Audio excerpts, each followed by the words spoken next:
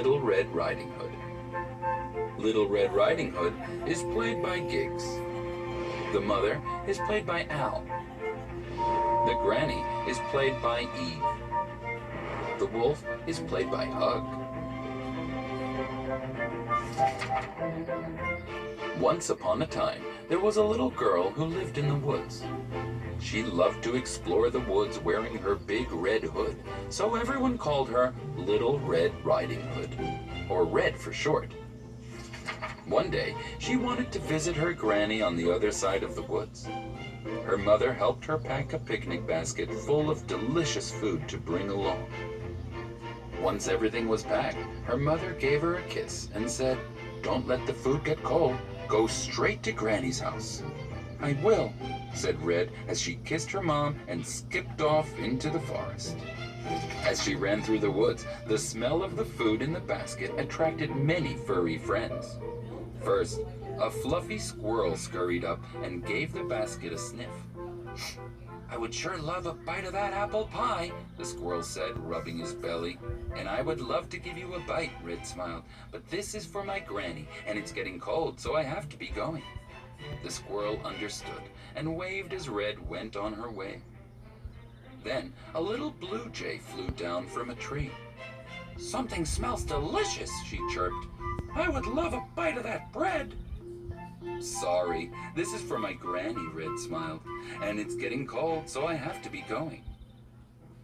The blue jay understood and waved as Red went on her way. Then another animal crept out of the woods. It was a big wolf with big ears, big eyes, and big white teeth. The wolf seemed a bit scary to Red. "What delicious food you have," the wolf growled.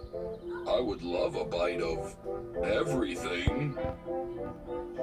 Red didn't like the wolf, but she was still polite.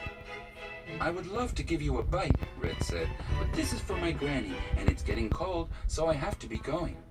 And with that, she left the wolf in the woods and continued to her granny's. But the wolf was really hungry and wanted that food, so he ran to Granny's house as fast as he could. When he got there, he saw that Granny was down by the stream washing her clothes. So he had an idea.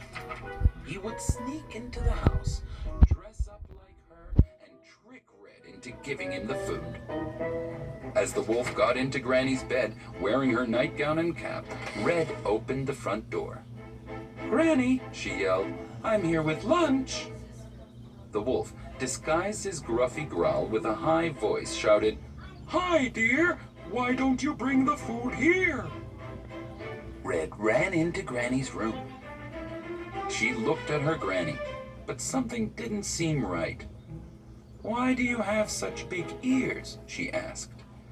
"Oh, these," said the wolf, trying to sound like Granny. "The better to hear you with, my dear." Red wasn't convinced and stepped closer. "And why do you have such big eyes, Granny?" "The better to see you with, my dear," the wolf said impatiently. But Red still wasn't sure, so she stepped even closer. "And why do you have such big teeth?" "The better to eat that delicious food," the wolf answered as he jumped from the bed, trying to grab the basket. "You're not my granny," Red yelled. "You're the big bad wolf from the woods." Just then, Granny came into the room.